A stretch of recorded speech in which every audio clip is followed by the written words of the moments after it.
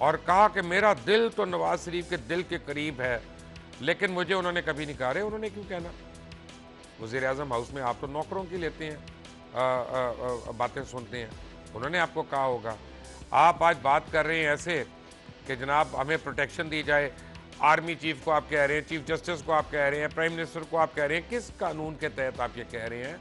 और आज आपने जो एयरवेज ली और जो आज जिसने आपका इंटरव्यू और आपकी प्रेस कॉन्फ्रेंस नशर की, अफसार आलम साहब, उस चैनल को बंद होना चाहिए, क्योंकि उसने गैर इलेक्टेड बंदे का, यानी सरकारी बंदे का, जो सरकारी तौर पे इलेक्टेड नहीं है, सेनेट में नहीं है, पार्लियामेंट में नहीं है, उसकी जातियात पे मबनी प्रेस कॉन्फ्रेंस नशर की है।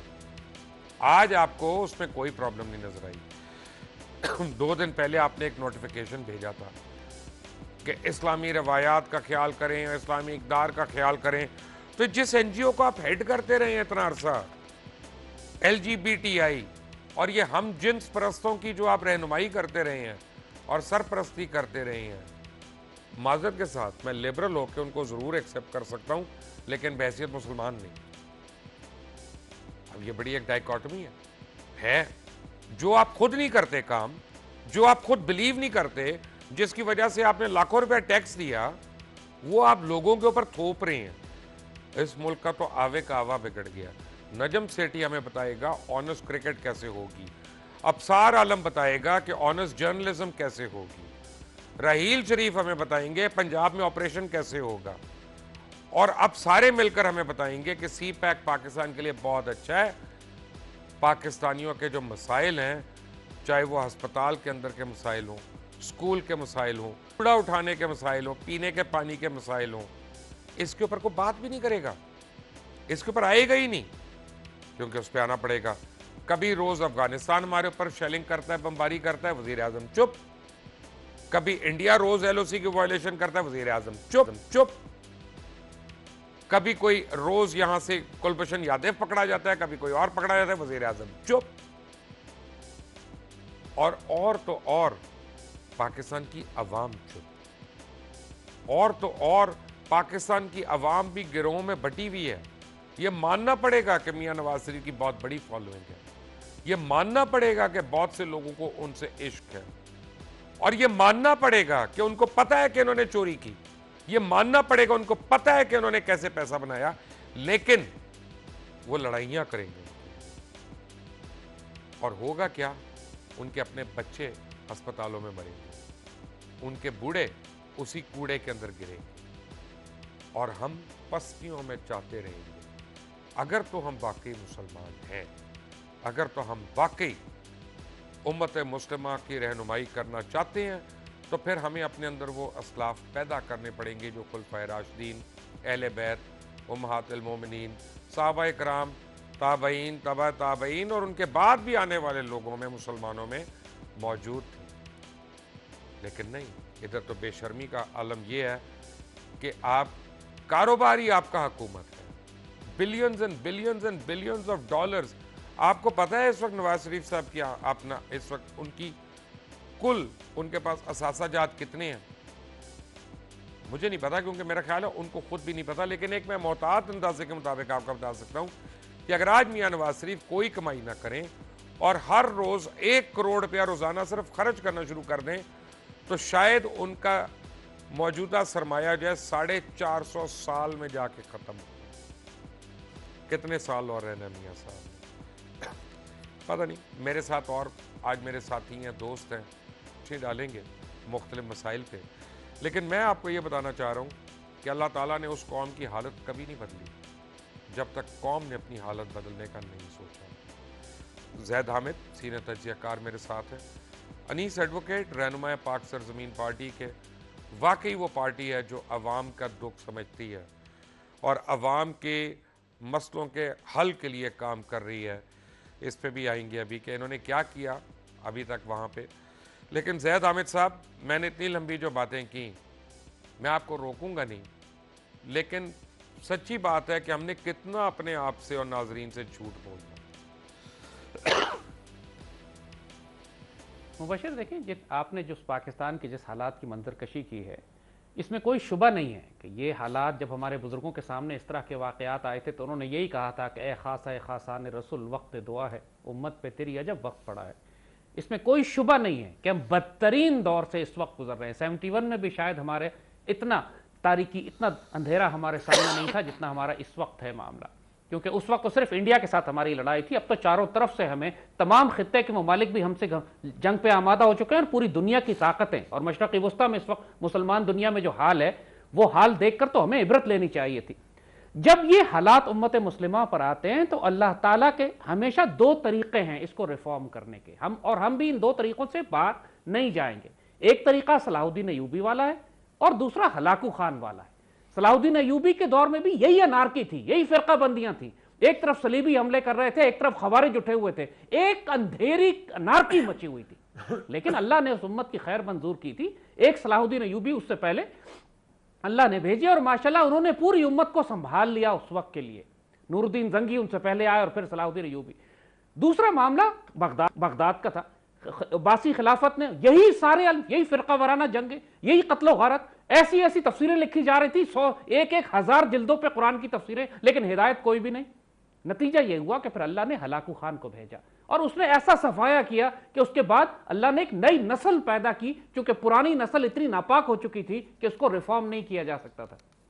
तो अब हमारे सामने यही दो ऑप्शन है जो बार बार हम कहते हैं कि या तो पाकिस्तान की अशराफिया, और अशराफिया में भी हम सिर्फ बराह रास्त पाक फौज से बात कर रहे हैं, क्योंकि सुप्रीम कोर्ट में जाती तौर पर हम ये महसूस करते हैं कि वो इस काम को नहीं करना चाहते। बाय द वे, वो सिर्फ अपने मैंडेट को उन्होंने बहुत महदूद माजरत के साथ बहुत लोगों को पाकिस्तान अफवाज पे भी यही शक है कि वो भी नहीं करना चाहते। बहरहाल, लेकिन करना चाहें या ना चाहें, इख्तियार और ताकत उनके पास है। और ये मैसेज पूरी कौम की तरफ से भी पाक फौज को ही हम दे सकते हैं आपके जरिए कि भाई या आप सलाहुद्दीन अय्यूबी का किरदार अदा करें या फिर इंतजार करें अल्लाह किसी हलाकू खान को भेजेगा। बीच का कोई रास्ता नहीं है अब। तो लिहाजा मसला, मुझे परेशानी नहीं है ये निजाम, मुझे फिक्र जहां क्यों हो, जहां मेरा है कि तेरा। ये इकबाल ने भी अल्लाह से फिर यही शिकायत की थी, मालिक तेरे बंदे हैं, जो चाहे कर इनके साथ। लेकिन जहां तक पाकिस्तान का ताल्लुक है उससे मैं आपकी बात से इख्तिलाफ करूंगा मुबश्शिर।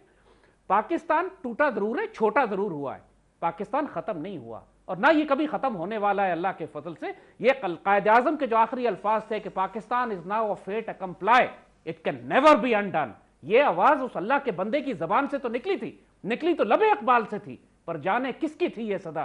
पैगाम सुकून पहुंचा भी गई, दिल महफिल का तड़पा भी गई। इस फिक्र न करें इस पाकिस्तान की। हाँ, पाकिस्तानी अपनी खैर मनाए, इनको बड़ी बुरी सजा लगने वाली है। और मुझे खौफ आता है अल्लाह से, अस्तगफिरुल्लाह, कि जहां 3-4 हजार गर्दनें काट के हम इस मुल्क को बचा सकते थे, पाक फौज बचा सकती थी, अब शायद हमें करोड़ों की कुर्बानी देनी पड़े। सारे अल्लाह के बंदे, साहिब नजर, साहिब बसीरत यही वार्निंग दे रहे हैं, लेकिन हमारी अशराफिया को क्या हो गया है कि इनको समझ नहीं आ रहा। शायद हम भी अब जब हलाकू खान को किसी औरत ने बद्दुआ दी कि अल्लाह पर, तुझ पे अल्लाह का अजाब नाजिर हो, तो हलाकू खान ने कहा कि अल्लाह का अजाब तो मैं हूं जो तुम्हारे ऊपर बंद कर आया हूं ताकि तुमको वापस तुम्हारे अमाल की सजा दी जाए। तो अब देखें अल्लाह हमारे अंदर सलाहुद्दीन अय्यूबी पैदा करता है या हलाकू खान। इंतजार करें, हम आपके साथ इंतजार कर रहे हैं। अनीस एडवोकेट साहब, अस्सलाम वालेकुम। जरा मुझे पाक सरजमीन नाम से पार्टी को छोड़ दें एक लम्हे के लिए, क्योंकि पाकिस्तान है तो आप लोग हैं, पाकिस्तान है तो आपकी जमात है, पाकिस्तान है तो आपके ओहदे हैं, सब कुछ। मुझे सिर्फ ये बताएं, जिसका बच्चा खारा पानी पीने से मर रहा है, जिसके अपना माँ बाप को तिबी इमदाद नहीं मिल रही है, जिसके घर में ना बिजली है, ना गैस है, ना पानी है, और वो तड़प रहा है और वो कीड़ों वाली जिंदगी गुजार रहा है, नाली में कीड़ों वाली, जिसको सब कुछ मेहनत करने के बावजूद ये यकीन नहीं है कि उसका बेटा जिंदा शाम को घर वापस आता है कि नहीं आता। खुदा ना खास्ता नहीं साहब, वो पाकिस्तान जिंदाबाद का नारा कैसे मार सकता है शहरी? शुक्रिया मुबशिर भाई। पहले तो मेरे मेहमान दोस्त बैठे हैं उनको भी सलाम अर्ज करता हूँ। देखें मुबशिर भाई, बात ये थी जैसे रूह होते हैं वैसे फरिश्ते होते हैं। पहली बात तो ये कि हम मुसलमान तो बाद में बने, पहले हम इंसान बने। मेरे भाई ने कहा कि सलाहुद्दीन अय्यूबी आए, मैं कहता हूँ नहीं, अब डायरेक्ट हलाकू खान की ही ज़रूरत है। देखिए आवा कावा बिगड़ा है, ये अवाम खुद भी नहीं चाहती कि वो राय रास्त पे आए। लोग जो ना वो किसी अच्छे उस जिंदगी पाकिस्तानी की हैसियत से, मुसलमान की हैसियत से इस मुमलिकत में गुजार सकें। लोगों की लगता है खुद भी ख्वाहिश नहीं है। हम जो मेहनत और जद्दोजहद कर रहे हैं लोगों को अवेयरनेस देने की, मैं नहीं समझता कि लोग जो ना वो जानने के बावजूद भी, इस बात को मानने के बावजूद भी होटलों पे बैठकर, छोटे छोटे ठियों पे बैठकर हुक्मरानों को गालियां जरूर देते हैं। गली में घर से निकलते हैं हुक्मरानों को गालियां जरूर देते हैं कि ये लूट के ले गए, इसको हमने वोट दिया, फिर उसके बाद उसी के पीछे चलते हैं। तो मुझे बताइए, क्या सलाउद्दीन अय्यूबी आकर इन चीजों को दुरुस्त कर सकते हैं? ऐसे लोगों के लिए हलाकू खान ही जरूरत होता है कि जो एक नस्ल को साफ करे ताकि दूसरी नस्ल, हाँ उसमें बेगुनाह लोग भी जाएंगे, मेरे आप जैसे लोग भी जाएंगे जो ये जद्दोजहद कर रहे हैं कि इंसानों का मुल्क बने, मुसलमानों का मुल्क बने। मुझे नहीं लगता कि बनने की कोई चांस नजर आता है कि जिनके पास इख्तियार है, जिनके पास ताकत है, वो जानने के बावजूद भी कंप्रोमाइज करते हैं। वो जानने के बावजूद भी वक्ती जरूरतों को पूरा करने के लिए वक्ती तौर पर एक सहारा देते हैं। ऐसे लोगों को, ऐसे हुक्मरानों को जिनको कोई हक नहीं पहुंचता कि इस पाकिस्तान में वो कायद-ए-आज़म के पाकिस्तान में वो इख्तिदार में रहें या इस मुल्क के अंदर रहें। तो आप किस दुनिया की बात कर रहे हैं? पूरा माशरा तबाह हो चुका है, इखलाकी इक़दार खत्म हो चुकी है, एक दूसरे की इज्जत नफ्स से खेलना। अगर कोई चोरी कर रहा है और उसको कहो कि भाई तुमने ये चोरी की है, तो वो पलट कर वार करेगा। वो ये नहीं कहेगा कि मैंने गलत किया है, वो कहेगा तू भी तो चोर है। यानी अपने दिफा में वो दूसरे को फौरी तौर पे चोर करार देता है। तो मुझे बताइए कैसे माशरा सुधरेगा, कैसे ये मामला दुरुस्त होंगे, ये मुल्क चलेगा कैसे, ये मुल्क आगे बढ़ेगा कैसे? अब ये मुझे बताएं। मैं तो यकीनन एक, सॉरी आप खत्म करें अपनी बात, सॉरी कता कलामी। मैं तो ये कहना चाहता हूं कि देखें, जद्दोजहद हम जरूर कर रहे हैं, हम एक कोशिश में लगे हुए हैं। पाक सरजमीन पार्टी इस पाक सरजमीन को कुछ दुरुस्त करने के लिए इब्तिदा उसने की है। उसके चेयरमैन ने, उसकी पार्टी प्रेसिडेंट ने, जिनके किरदार लोगों के सामने वाजे हैं, बिल्कुल क्लियर है। हम अल्लाह की इस दावत को कि ऐ लोगों हमारी बात को मानो कि तुम अभी तक गलत रास्ते पर थे, हम अपने आप को भी कहते हैं कि हम गलत रास्ते पे थे। तो गलत रास्ते को छोड़कर सही रास्ते पे आना क्या इंसानों का काम नहीं है? तो जब हम अपने आप को कह रहे हैं कि हम गलत रास्ते को पे थे और हमने माजी हमारा एक भयानक, एक तकलीफ दे हमारे साथ गुजरा है, हम उससे तौबा करते हैं। हमारा चेयरमैन, हमारी पार्टी, हमारा प्रेसिडेंट अपने माजी के गुनाहों के अजाले के लिए मैदान में अपनी जानों को हथेली पर रखकर आए हैं। सब जानते हैं कि हमारे साथ कोई फौज नहीं चल रही है, हमारी सिक्योरिटी के ऊपर कोई रेंजर्स नहीं चल रही है कि जिससे, या हमारे पास कोई बम प्रूफ गाड़ियां नहीं है। हम खुले तौर पर लोगों को दावत देने गली कूचों में जा रहे हैं कि पहले घर को साफ करें, फिर आगे बढ़े, सूबे को साफ करें। घर को साफ कैसे करें जब घर का सरबराह जो है वो चोर हो और वो इंसिस्ट करे कि नहीं मेरे ऊपर पहले सबूत लेके आओ। सबूत आए, खुद दे दे सबूत, जब इकरार कर ले कि हाँ ये मेरा, फिर क्या मैंने नहीं बताना कैसे है, मुझे नहीं पता ये पैसे कहाँ से गए, कैसे गए। लोग भी तो मुबश्शिर भाई, लोग भी तो मुर्दार हो चुके हैं, जानने के बावजूद भी सरबराह चोर है। सरबराह ने इस मुल्क को तबाह किया है। आप देखें कि लोग किस तरीके से निकलते हैं, ज़िमनी इंतखाबात होते हैं तो उस सरबराह को लोग फिर वोट देते हैं, बार बार वोट देते हैं, बार बार उसको मुंतखब करते हैं। तो मैं आता हूं इस बात पे, लेकिन पाकिस्तान को ऐसे बहुत सीरियस मसाइल मौजूद हैं। और हामिद और अनीस एडवोकेट ने कहा कि मुख्तलिफ बॉर्डर से हम चारों तरफ से घिरे हुए हैं, लेकिन इस वक्त प्रॉब्लम यह है कि हम अंदर से इम्प्लोड कर रहे हैं, बाहर से नहीं हम एक्सप्लोड कर रहे हैं, हम तो अंदर से फटने जा रहे हैं। वो कैसे? एक ब्रेक के बाद, एक ब्रेक।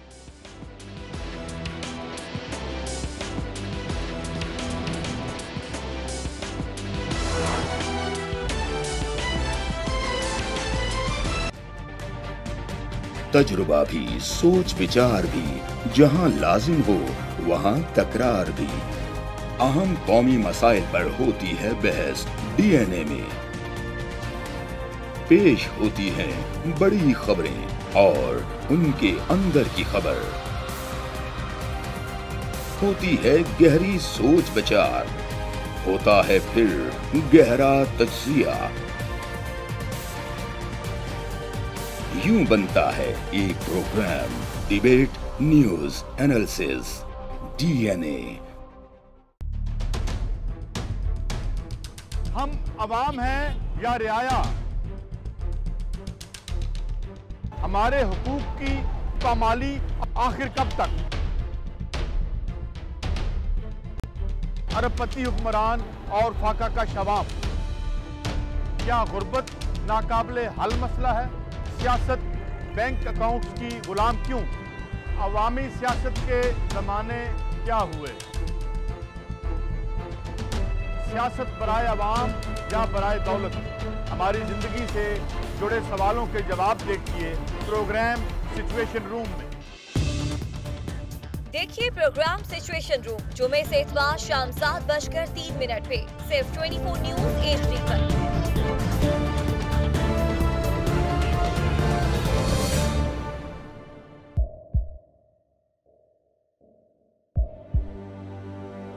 आवाजों के शोर में मकासद गुम हो जाते हैं।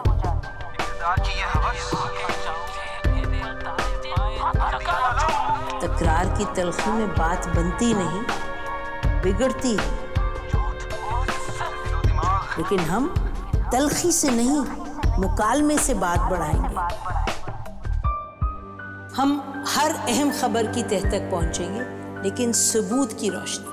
हम हर बात करेंगे, लेकिन हकायक के साथ और दलाइल के साथ। नसीम जहरा at 8 में देखिए प्रोग्राम नसीम ज़हरा at 8 जुमे से इतवार रात 8:03 पे सिर्फ 24 न्यूज HD पर।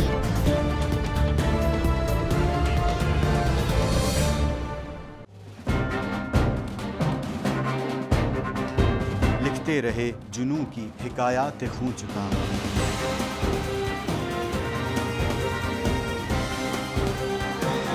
कलम और स्क्रीन तक का तवील तजुर्बा, एक भरपूर सहाफती तारीख के साथ प्रोग्राम मुजाहिद लाइव। देखिए प्रोग्राम मुजाहिद लाइव पीर से जुमेरात शाम 7:03 पे सिर्फ 24 न्यूज HD पर। पैनामा लीक्स में अभी तक $55 बिलियन पाकिस्तानियों का आइडेंटिफाई हुआ है। हमारे मुल्क की औरतें जो हैं वो टॉर्च लाइटों में अपने बच्चे जनने पे मजबूर हो गई। क्या अभी ये गारंटी है कि आगे ऐसा वहीं पे नहीं होगा या कहीं और पे नहीं होगा? सच्ची बात है कि मेरे पास तो आपकी किसी बात का जवाब नहीं। जहांगीर तरीन की सियासत खतरे में पड़ गई थी जब उनको ये बताया गया कि उन्होंने कर्जे माफ करवाएंगे। हमारे यहाँ का अदालती निज़ाम अगर सौलत मिर्जा को फांसी देता है, उस आदमी को क्यों छोड़ देता है जो सौलत मिर्जा बनाने वाला? क्या कोई भी करप्ट सियासतदान जो है उसकी चोरी जो है उसको पकड़ने से जमहूरियत खतरे में पड़ती है, इंसाफ खतरे में पड़ता है।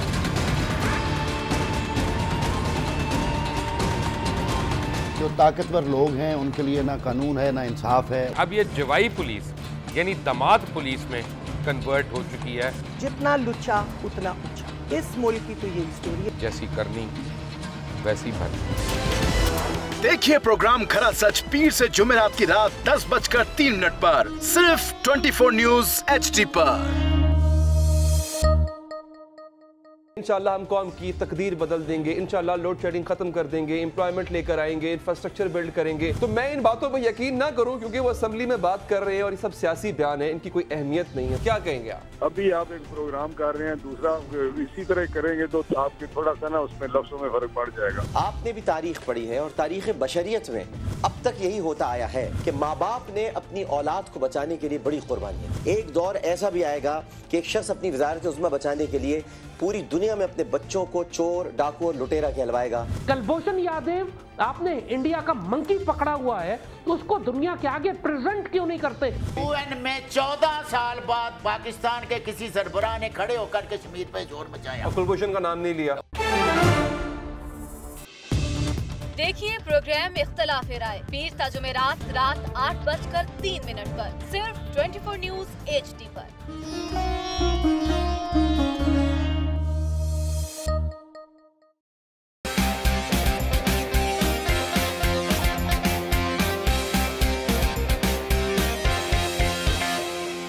लंदन, पेरिस, US में मालो महल बना ले।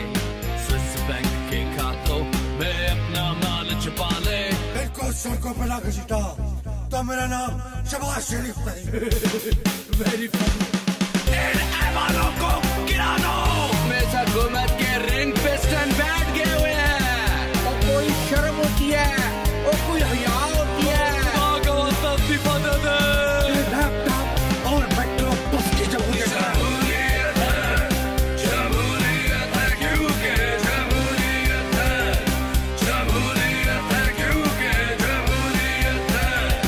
जमहूरियत है क्योंकि जमहूरियत है। जमहूरियत का पे। देखिए क्योंकि जमहूरियत है हर जुमे की रात 11:03 पे सिर्फ 24 न्यूज HD पर।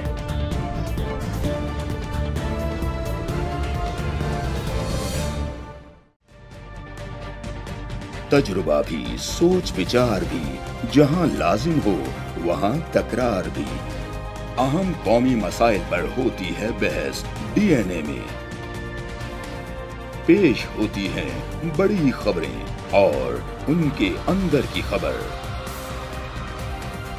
होती है गहरी सोच विचार, होता है फिर गहरा तज्जिया। यूं बनता है एक programme debate news analysis DNA। हम अवाम हैं या रियाया?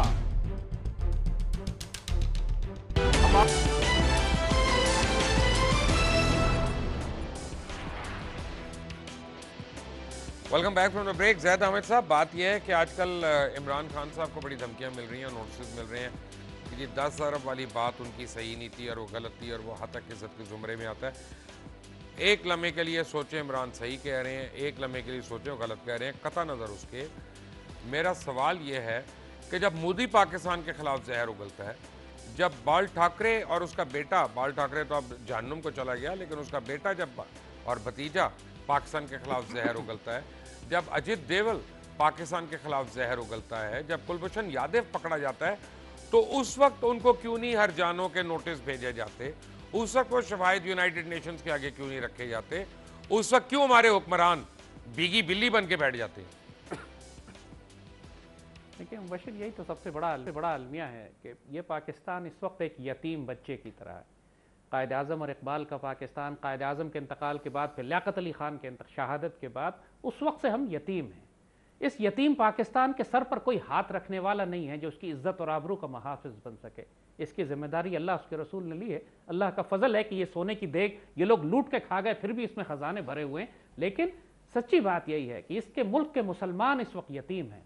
मुल्क का सरबराह जो होता है, जो हाकिम आला होता है, जो अमीर होता है, वो पूरे माशरे का, पूरी कौम के बाप की तरह होता है, जिम्मेदार होता है। सैयदना उमर रज़ी अल्लाह ताला अन्हु फरमाते हैं कि दजला के किनारे अगर एक घोड़े को भी ठोकर लग गई और वो सड़क पर गिर गया तो मुझसे अल्लाह सवाल करेगा कि तुमने दजला और इराक की सड़कों को ठीक क्यों नहीं बनाया था। तो जब ये अकाउंटेबिलिटी का लेवल उमरा में होता है तो फिर पूरी मुसलमान मुमलिकत, जो सिकंदर से ज्यादा बड़ी हुकूमत सैयदना उमर फारूक की थी, वहां पर कभी कोई जुलूस नहीं निकला, कोई भूखा नहीं मरा, कोई एहतजाज नहीं हुआ। कभी किसी एक यतीम बच्चा आखिरी कोने में पैदा होता था तो उसकी भी कफालत का बंदोबस्त रियासत करती थी। ये उस वक्त होता है कि जब माशरों पे बाप मौजूद होते हैं। आज पाकिस्तान की रियासत का अलमिया यही है। अफगान आते हैं, हमें बेइज्जत करके चले जाते हैं। आज ईरानियों ने धमकी दे दी हमको कि हम पाकिस्तान को तबाह करके रख देंगे। ईरानियों ने सही धमकी दी आपको, आप क्यों अपने सऊदिया की गुलामी कर रहे हैं उनकी फौज में जाके? सऊदिया की गुलामी नहीं करनी थी आपको? आप साइड ले रहे हैं, पहले आपने अफगानिस्तान के ऊपर साइड ली, भुगता, आपको सबक नहीं आया, अब आप सऊदियों के नीचे उनकी फौज में चले गए, आपको सबक नहीं आ रहा। ये तो होना था, ये तो हम पहले से कह रहे थे आपको। बहरहाल वो एक डिप्लोमेटिक इशू है, उस पर हम बाद में बात करेंगे। लेकिन बात ये हो रही, वरना ईरान से हम शिकायत करने बैठे तो सबसे पहले तो हमें वहां बमबारी करनी चाहिए जाके जहां पे कुलभूषण जहां से आया था या जहां पे उज़ैर बलोच को तरबियत दी गई थी। उनको हम इतना डांट डपट हमारे साथ वो न करें तो उनके लिए बेहतर है। हमने अगर जवाब दिया तो उनको तकलीफ। आप 39 मुल्कों की फौज को इकट्ठा कर रहे हैं उनको जेर करने के लिए, यार वो बोले भी ना। देखिए बात मैंने अर्ज किया ना कि ईरान तो मैं खुद चूंकि 2 दफ़ा जा चुका हूं और हाईएस्ट लेवल के ऊपर मेरी उनसे मुज़ाकरात हुए हैं, बातचीत हुई है उनके थिंक टैंक्स के, यूनिवर्सिटी के प्रोफेसर से, अहमदीनजाद से, और इसी मुलाकातों की वजह से मैंने सऊदी अरब की जेल भी काटी। लेकिन हमने ये देखा है कि वहां सिर्फ बदगुमानी है पाकिस्तान के बारे में, कोई एक्सप्लेन करने वाला नहीं है पाकिस्तान का पॉइंट ऑफ व्यू। उनको उनको कोई बताने वाला नहीं है कि पाकिस्तान के अंदर कोई हुकूमत है ही नहीं। वो ये सब, क्योंकि वहां पर फौज और हुकूमत में कोई तसादुम नहीं है। वहां की फौज अपनी हुकूमत के अपने रहनुमा के नीचे काम करती है। पाकिस्तान में जिस लेवल की एनार्की है, एक्चुअली दुनिया के नॉर्मल मुल्कों को समझ नहीं आ सकता कि यहां ये मस्खरापन जिस लेवल का होता है, जो मजाक बना के बनाना रिपब्लिक पाकिस्तान को बना दिया इन्होंने, दूसरे मुल्कों में बदगुमानी इस वजह से पैदा होती है। किसी ने जाकर, पाकिस्तान का फॉरेन मिनिस्टर ही नहीं है, यानी दुनिया की कौन सी एटमी ताकत होगी जिसका कोई फॉरेन मिनिस्टर ही ना हो, और जो फॉरेन एडवाइजर्स हो वो डॉन और पनामा के केसेस के अंदर बर्खास्त कर दिए जाए और गद्दारी के मुकदमात में हो। यानी किस किस्म का मजाक आपने एक इस्लामी एटमी रियासत के साथ बना दिया है। तो हम यही बात आपसे कर रहे थे कि इस वक्त दुश्मनों को नजर यही आ रहा है, वो देख चुके हैं कि पाकिस्तान वल्नरेबल है। एक यतीम बच्चा है जो उस वक्त धूप में खड़ा हुआ है, कोई उसको बचाने वाला नहीं है, ये वक्त है उसकी गर्दन उतार दो इस वक्त। इसीलिए आपको अफगानिस्तान भी आंखें दिखा रहा है, ईरान भी डांट डपट कर रहा है। मुल्क के अंदर जिस दहशतगर्द का, माशी दहशतगर्द का जो बस चल रहा है, ये मैं साफ कहूंगा कि सुप्रीम कोर्ट ने जो 60 दिन दे दिए हैं नवाज शरीफ को, इन दिनों में ये बची कुची दौलत, जो खजाने इन्होंने छुपाए थे, अपने अकाउंट्स, अपनी बुक्स, ये सब दुरुस्त कर लेंगे। इनको ये मौका किस लिए दे दिया अल्लाह के बंदो? ये जब पता था चीज खयानत का इतना बड़ा मुकदमा है, आप एक साइकिल चोर को गिरफ्तार पहले करते हैं, तहकीक बाद में मुकम्मल करते हैं, इतने बड़े मुल्क चोर को आपने क्यों छोड़ दिया? तब यही होगा जो होने वाला है। हम बात कर रहे थे कि अल्लाह से डरें, शायद ही किसी को अल्लाह ताला तौफीक दे कि सलाहुद्दीन का किरदार अदा करे, वरना फिर हलाकू खान का इंतजार करें। ये जुल्म और सितम, वी आस्क्ड फॉर इट। अम्मालुकुम अमालुकुम, तुम्हारे अमाल तुम्हारे हुक्मरान बनेंगे।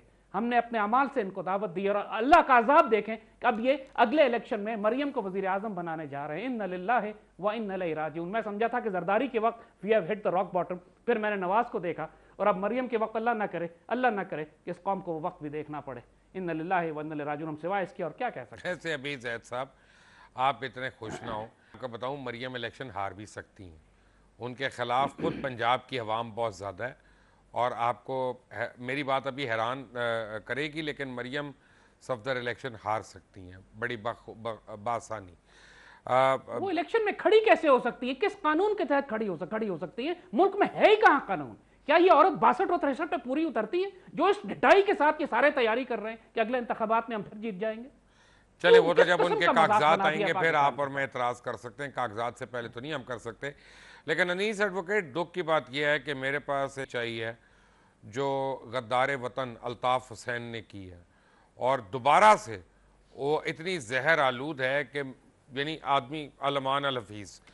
अब मैं तो हाई कोर्ट के, ऑनरेबल हाई कोर्ट के ऑर्डर्स के तहत वो स्पीच नहीं चला रहा, लेकिन मैं आज on air Lahore high court से ये रिक्वेस्ट करूँगा कि इजाज़त दें हमें, हम अल्ताफ हुसैन की तकरीरें सुनवा सकें, ताकि लोगों को उसके अंदर का घिनौना शख्स नज़र आए हकीकी मानों में।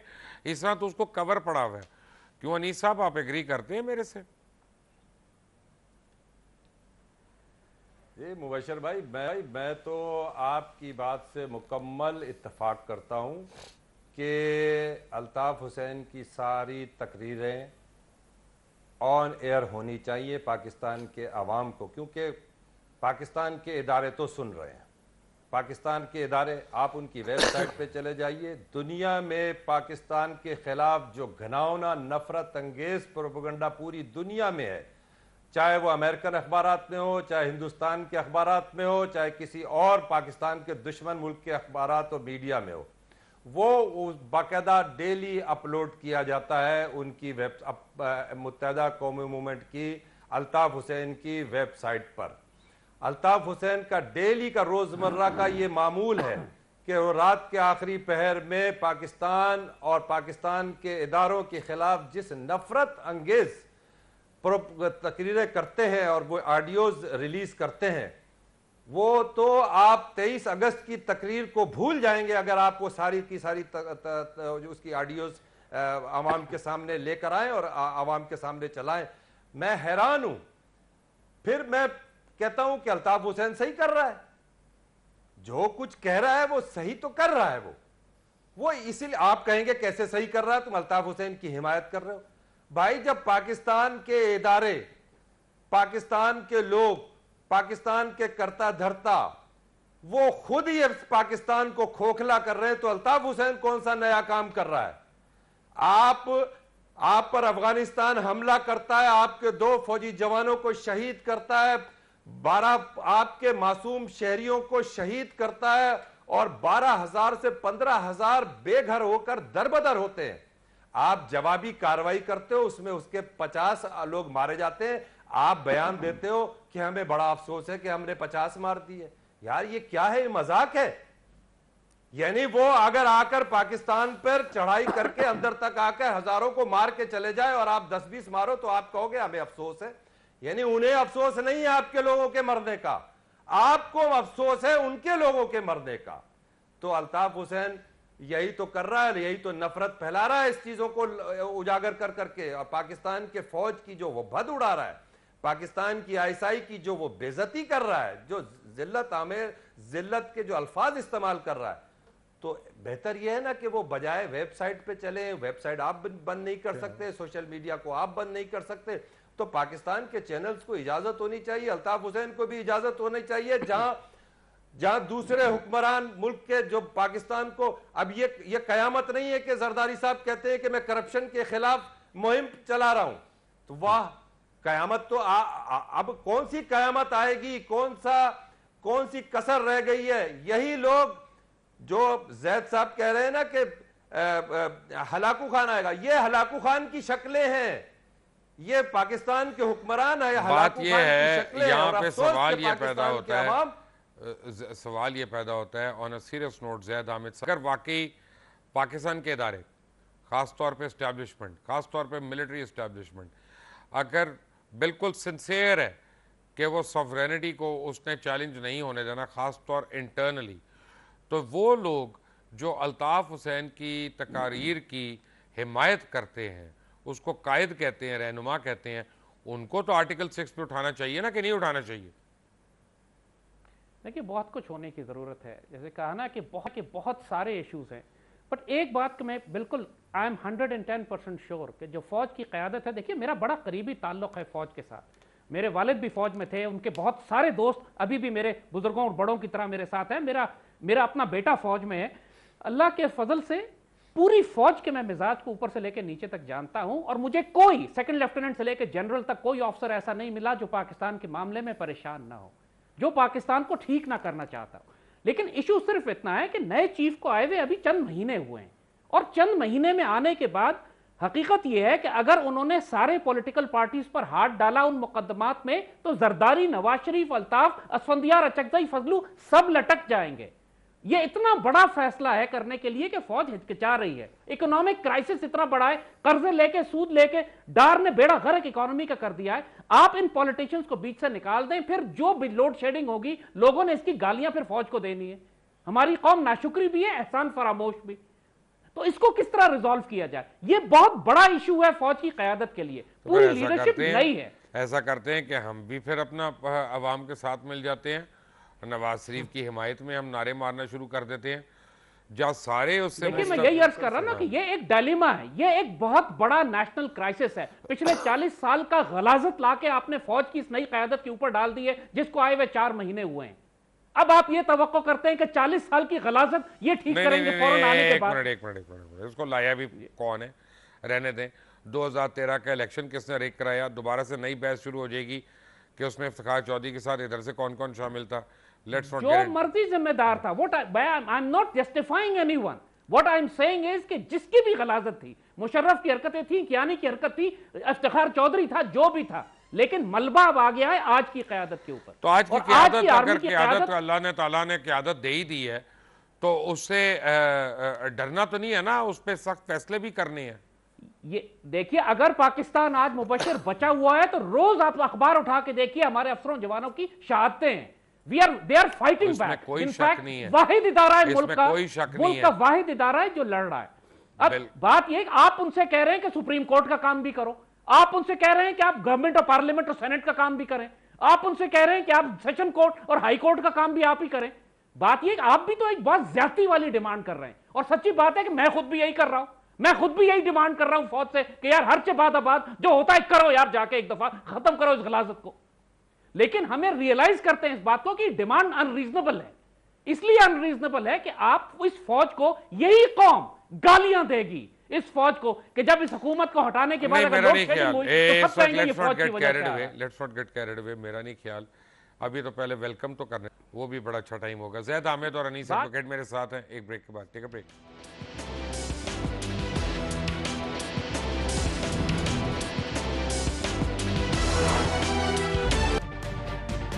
तजुर्बा भी, सोच विचार भी, जहां लाजिम हो वहां तकरार भी।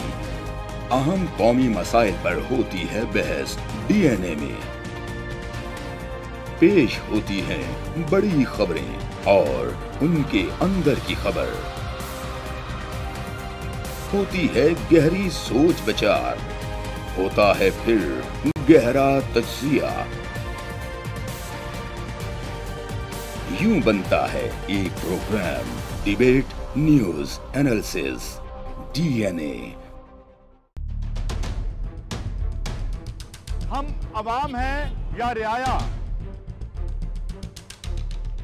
हमारे हुकूक की पामाली आखिर कब तक?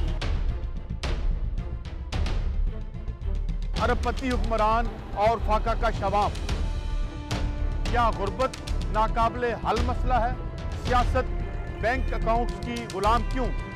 अवामी सियासत के जमाने क्या हुए?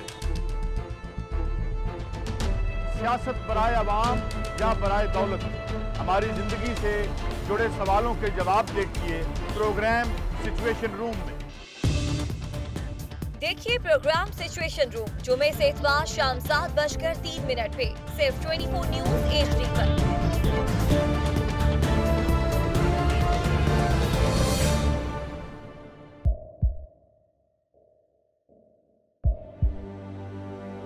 आवाजों के शोर में मकासद गुम हो जाते हैं।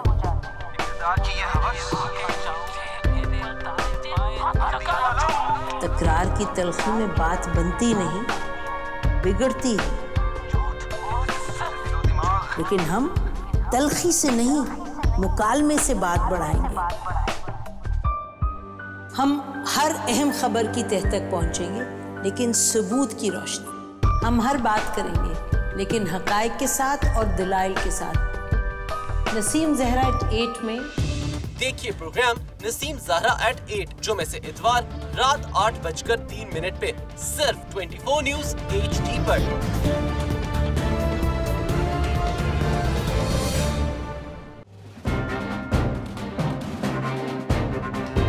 लिखते रहे जुनू की हिकायात खू चुका।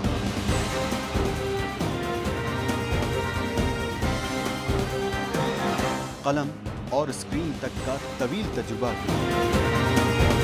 एक भरपूर सहाफती तारीख के साथ प्रोग्राम मुजाहिद लाइव। देखिए प्रोग्राम मुजाहिद लाइव पीर से जुमेरात शाम 7:03 पे सिर्फ 24 न्यूज HD पर। पैनामा लीक्स में अभी तक $55 बिलियन पाकिस्तानियों का आइडेंटिफाई हुआ है। हमारे मुल्क की औरतें जो हैं वो टॉर्च लाइटों में अपने बच्चे जनने पे मजबूर हो गई। क्या अभी ये गारंटी है कि आगे ऐसा वहीं पे नहीं होगा या कहीं और पे नहीं होगा? सच्ची बात है कि मेरे पास बात की किसी बात का जवाब नहीं। जहांगीर तरीन की सियासत खतरे में पड़ गई थी जब उनको ये बताया गया कि उन्होंने कर्जे माफ करवाएंगे। हमारे यहाँ का अदालती निज़ाम अगर सौलत मिर्जा को फांसी देता है, उस आदमी को क्यों छोड़ देता है जो सौलत मिर्जा बनाने वाला? क्या कोई भी करप्ट सियासतदान जो है उसकी चोरी जो है उसको पकड़ने से जमहूरियत खतरे में पड़ती है, इंसाफ खतरे में पड़ता है।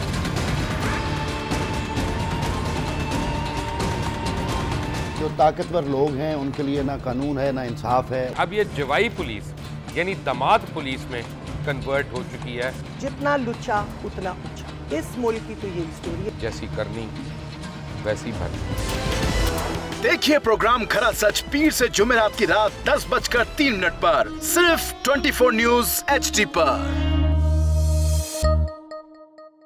इंशाल्लाह हम कौम की तकदीर बदल देंगे, इंशाल्लाह लोड शेडिंग खत्म कर देंगे, एम्प्लॉयमेंट लेकर आएंगे, इंफ्रास्ट्रक्चर बिल्ड करेंगे। तो मैं इन बातों पर यकीन ना करूं क्योंकि वो असेंबली में बात कर रहे हैं और ये सब सियासी बयान है, इनकी कोई अहमियत नहीं है। क्या कहेंगे आप? अभी आप एक प्रोग्राम कर रहे हैं, दूसरा इसी तरह करेंगे तो आपके थोड़ा सा ना उसमें लफ्जों में फर्क पड़ जाएगा। आपने भी तारीख पढ़ी है और तारीख बशरियत में अब तक यही होता आया है कि माँ बाप ने अपनी औलाद को बचाने के लिए बड़ी कुर्बानियां। एक दौर ऐसा भी आएगा कि एक शख्स अपनी वजारत उज़्मा बचाने के लिए पूरी दुनिया में अपने बच्चों को चोर, डाकू और लुटेरा कहलवाएगा। कुलभूषण यादव, आपने इंडिया का मंकी पकड़ा हुआ है तो उसको दुनिया के आगे प्रेजेंट क्यों नहीं करते? UN में 14 साल बाद पाकिस्तान के किसी सरबराह ने खड़े होकर कश्मीर में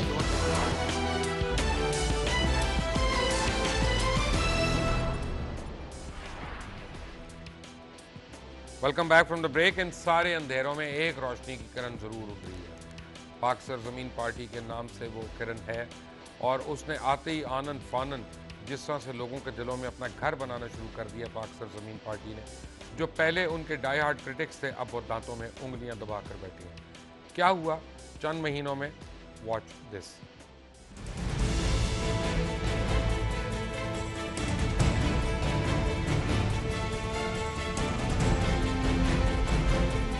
पाक सरजमीन को आज़ाद हुए 59 साल हो चुके हैं। इस अरसे में इस मुल्क के बासी कई बहरानों का शिकार हुए, कई सोबतें झेली। इसके राहबरों ने कभी इन्हें सुबाइयत का दर्स दिया तो कभी फिरका परस्ती से तकसीम किया। जो ये ना कर सके उन्होंने नस्ल परस्ती की राह दिखाकर इस मासूम अवाम को खूब लूटा। पाकिस्तान का सबसे बड़ा शहर कराची कई बरसों से फिरका परस्ती और नस्ल परस्तों की वजह से एक मैदान जंग बना हुआ था। कहीं सिंधी मुहाजिर तो कहीं सियासी जमातों के मिलिटेंट विंग्स आपस में दस्तो गरेबा थे। कराची पर हर कोई अपना हक मलकियत जताता रहा, लेकिन अहले कराची को कोई हक देने को तैयार न था। ऐसे में अफवाज पाकिस्तान की जानिब से ऑपरेशन का आगाज हुआ। मुख्तलिफ सियासी और कलदम जमातों के दहशतगर्द मारे या गिरफ्तार होने लगे। कराची कराची बनने लगा, लेकिन सियासी लिहाज से वैक्यूम बनने लगा, जिसको पूर्ण करने के लिए सियासी जमातें वही खेल खेलना चाहती थी जिसने कराची से उसकी खुशियां छीन ली थी। ऐसे में मुस्तफा कमाल और अनीस कायम खानी जो हालात से आजिज आकर मुल्क छोड़ चुके थे, वतन की मोहब्बत में वापस लौटे और तमाम और्स के खिलाफ पाक सरजमीन पार्टी की बुनियाद रखी। वो कराची जो पश्तून, मुहाजिर, सिंधी और पता नहीं किन किन चीजों में जबरदस्ती बांट दिया गया था, दोबारा पाकिस्तानियत के नारे पर पाक सरजमीन पार्टी की पहली आवाज पर लब्बैक कहते नस्लो रंग के बुत तोड़ता बाहर निकल आया।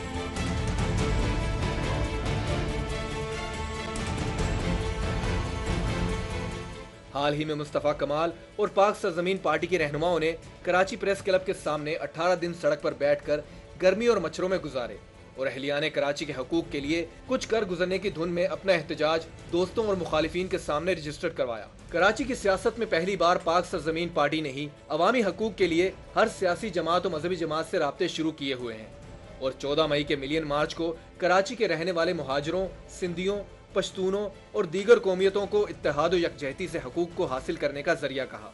ये पाक सरजमीन पार्टी का ही एजाज है कि आज MQM की मैच टूट रही है। मुस्तफा कमाल का काफिला जहां जाता है अवाम उसे सराखों में बिठाते हैं। मुस्तफा कमाल ने यह साबित कर दिया है कि अगर अच्छी क़यादत सामने आ जाए तो अवाम उस पर तन मन धन सब निछावर करने को तैयार हो जाते हैं। कराची में दहशतगर्दों का दौर खत्म हो रहा है और कराची की क़यादत के असल हकदार वही हैं जो पाक सरजमीन के बेटे हैं।